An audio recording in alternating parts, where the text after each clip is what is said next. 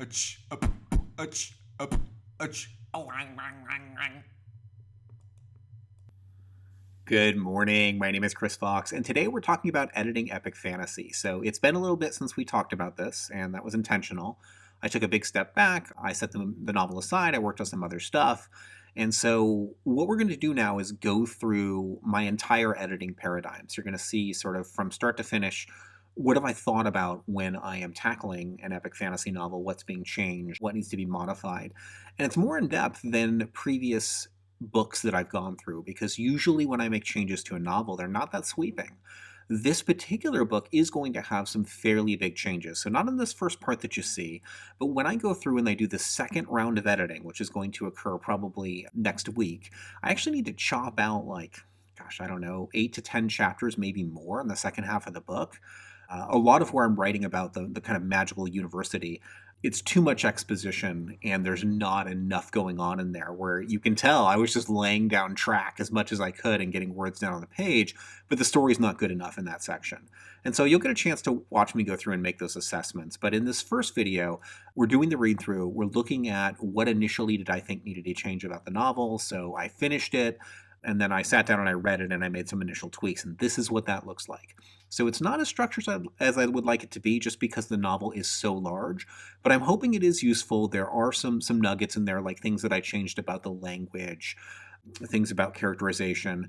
But really, my end goal is to make the story perfect and to make every character good and sympathetic. And when I say sympathetic, not necessarily likable, but, sympathetic to the reader and not just a cardboard cutout. And some of them in this draft of the novel as it exists today, right now, are. There are probably 5 characters who just don't have enough meat on their bones and they need a better story. So, to that end, what I have done is written a reader magnet, a short story, from the perspective of each of these students coming into the university, which is helping me to flesh them out and also guarantees that on launch day, I will have a bunch of associated content with the series. So, for those not familiar, on Amazon, you can now do a main series, and we have control of the series page, and you can do associated content, which I plan to flesh out fully before this book launches on August 1st. And we'll do a series on the marketing, and we'll talk a lot more about my launch plan and what I think is going to work and why I'm doing it the way I'm doing it. But for now, I want to focus on the editing. This is going to take a lot more work than I've done, again, on any other book, just because I want to make sure this is perfect. I mean, I really want to get this right. And I feel like I got it 80% of the way there on the first draft. Now it's time to kind of take it home. So hopefully this is useful. What would really be useful for me is to know from you, what else do you need to know? What can I tell you about this process? Would a live Q&A session be useful? Like, what can we do to really get down into the weeds on what I'm changing in fantasy and what my process looks like? Anyway, we'll jump into the first video that I've recorded of the footage of me making changes. You can let me know what you think of that and if it's useful, and then next week we'll refine it and we'll go from there. All right, guys, let's jump into the second half. Okay, moment of truth. So it is 5:57 a.m. I'm about to begin the full edit of this book, and I want to show you what my process looks like. So initially, what I'm going to do is add more notes like this. I'm going to go through all of the emails that I received from beta readers and add their notes to the plot. And I've already got a bunch of my own things that I've considered, and I'll add more as I go through. Now, once I've appended all these notes from the beta emails, then I am going to go through and read the entire book from start to finish. So it's like 6 a.m. now. I'll probably sit down to read this around 8 a.m., and then it's just a read straight through. I don't know how long that'll take me because this is much longer than most of the books that I'm editing. Typically, I would do it in one day. This is probably going to take me 2 to 3.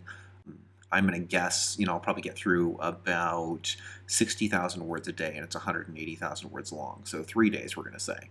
So my goal would be to be done with the read through by the end of Wednesday. And what will result the next time you see this, like we'll jump to that probably in the next video segment that I record. You'll see a whole bunch more notes where I've put in everything that I want to do to change it. And then what you'll see is probably 2 to 3 more days where I go through and just make those changes. And I'm just going to start at the top and work my way through. And there's actually not too much that needs to be changed. Each one of the things that you see here are fairly minor. There's no big, this huge 5-chapter segment of the plot needs to be rewritten. It's all, add a little more description here and make sure that you revisit this, there. I would say probably the only part of the book that really needs a strong rewrite is the first chapter, because the way that I'm approaching certain concepts is not handled well. So, for example, I'm not adequately demonstrating how scary it would be. Like when Zal first steps out into the darkness to dump B over the railing, when he first does that, you aren't really worried for him. Like he's not worried, oh god, there's demons in the darkness that could kill me, and that needs to be conveyed. So I need to have him sneak out, and I need to have, maybe it'll be like a dozen paces away, and he has to leave the salt line to go dump the pail. And so we'll see how scared he is of demons. That fear needs to be injected. But that can be done in like 2 or 3 paragraphs. So it's not going to change much. It's going to add a few paragraphs to the first chapter. Teaching. So a lot of people are not complaining is the wrong word. A lot of people are pointing out that they don't understand the magic system very well, that they're not familiar with the system, the reader's not familiar with the system, so how is Zal casting the spells that he's casting and why? And like, why does the system work like it does? Well, I decided my opportunity is to have Zal teach the morning lessons. So if Zal is teaching his sisters, then we can get a first thumbnail sketch of how magic works in my setting, because he has to tell them. And his sisters will be practicing their sigils and asking some basics about magic so I can convey it to the reader. Also, later on, I have Neff asking about the Umbral Depth, so we can learn about that. So there's another point where I'm going to have Tissa ask him to do something like, let us fly up there. And he has to explain, no, that's a different aspect of magic that comes from air. I've got void. These are very different things, so that the reader understands that there's different aspects of magic. But again, in each of these notes that you're seeing that I've gone over, it's not more than like a paragraph or two to really show you the point that I want to illustrate. And as you go through the book, it's a bunch of little paragraphs like that. This one's got the most changes.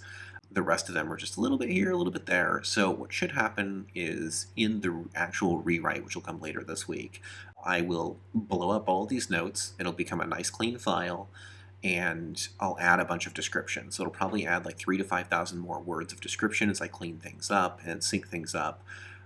Oh, there was one more major fix that I needed to make that I didn't point out.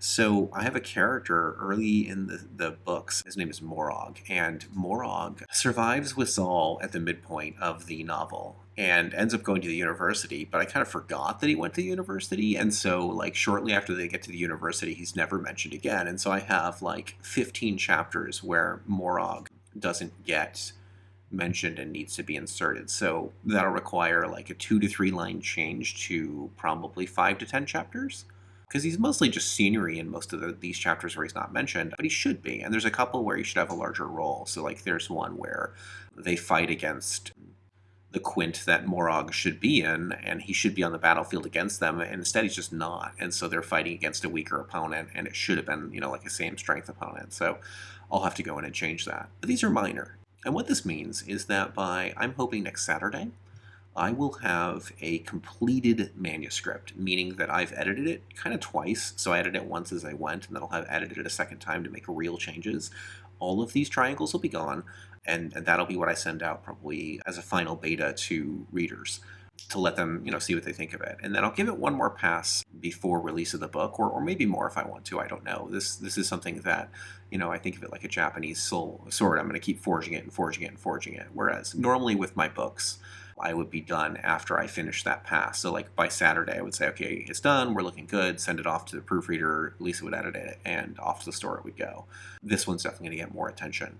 One of the things that I am going to be looking for as I'm doing my read through, we'll go through this general notes file, is language. The language that I chose to go with after a great deal of thought is directly taken from Roman dialogue. And the best illustration that I have seen of this is the television show Spartacus Blood and Sand, which is absolutely amazing. Now, it's very much rated R. You're going to see a lot of nudity, a lot of violence. It's got blood and gore, but it's not like real blood and gore. I mean, it's obviously fake. I liken it to like a rated R version of Xena or Hercules, and absolutely love it. But in any case, I studied the dialogue patterns very carefully, and they don't sound at all like us, not at all like us. And so it took me a while to puzzle out, what are they doing that is different as I listened to this dialogue? And so I would hear a line like, one which I will nourish to advantage. And I had to think about, well, how would we say that today and what's missing? And the word that's missing is our. So the second pronoun in most sentences is removed in their dialogue. And as I'm going through and doing my edit, I'm going to be basically using this pattern in my own dialogue to make sure that it's removed so that they sound just like they did in the television show Spartacus. That's kind of what I'm looking for. The other thing that I noticed is that they often remove the articles. So like the word the, or die in the attempt becomes or die in attempt.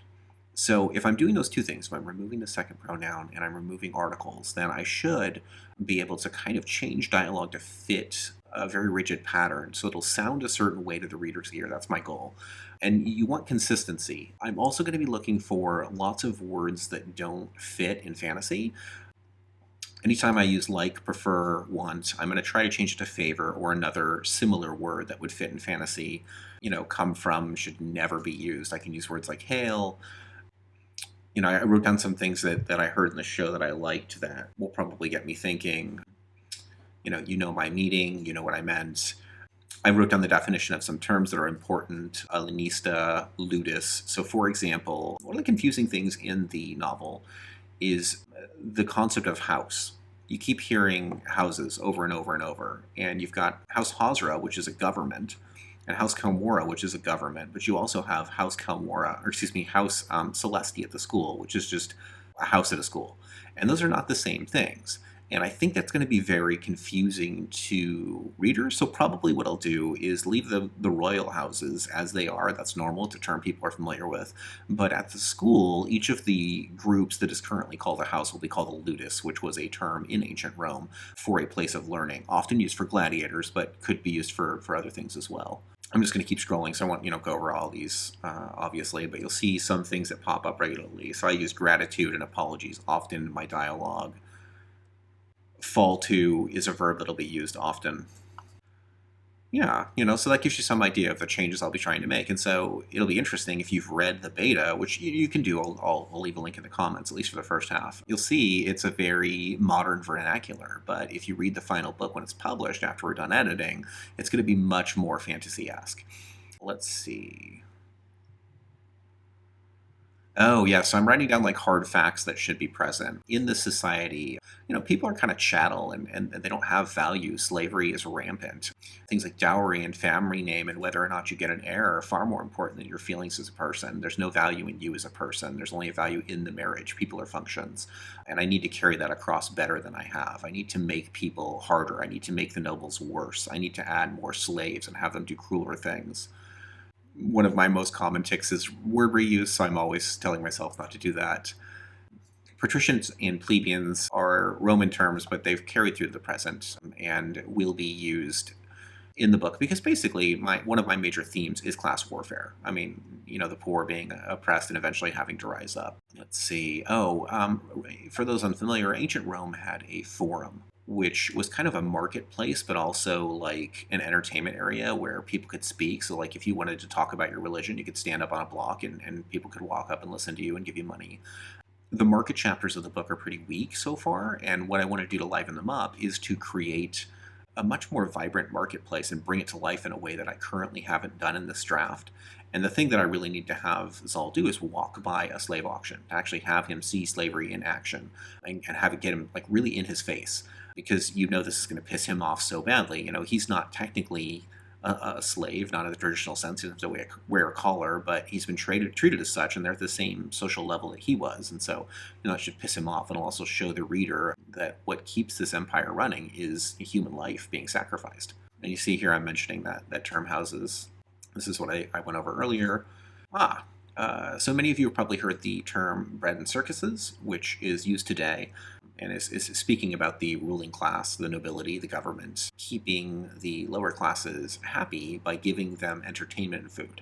And in Rome, that was done through the gladiatorial games. So they would give people food, make sure they have bread, and they'd also hold gladiatorial games to entertain them, to take their mind off things. That's something that is very central in Hazra and that they're currently trying to do to keep the populace's ideas off of rebellion. This has to do with my calendar. I'm just going to skip it. I'm not going to bother explaining it. Okay. Oh, I did end up changing the prologues. If you're following the videos, I mentioned in a previously one that the crown of command was going to get cut. I did that, and then I made the new prologue the one where Lee is introduced. So I switched that around. I feel like it's a powerful addition, and I'll be interested to see what beta readers have to say. We talked about magic, and then I'm going to change that in the first chapter. I need to ratchet the stakes up towards the end. I don't feel like there's enough tension, especially in the last third of the book. So I need to think about ways to tweak the plot, and you'll see me do that. I mean, whatever I come with, I'm going to write down and explain to you. I'm changing it for these reasons. I was watching a TV show, Schitt's Creek. Don't have anything amazing to say about the show. It's good, and I'm enjoying it, but it's just something I noticed about a specific character, which is a speech pattern. Lots of characters have specific speech patterns, and infusing them in really grounds the character in a reader's psyche. So if they say the same phrase over and over, it kind of becomes their catchphrase. And I haven't done enough of that. So as I'm going through dialogue and making my tweaks, this will also be something I'm looking for.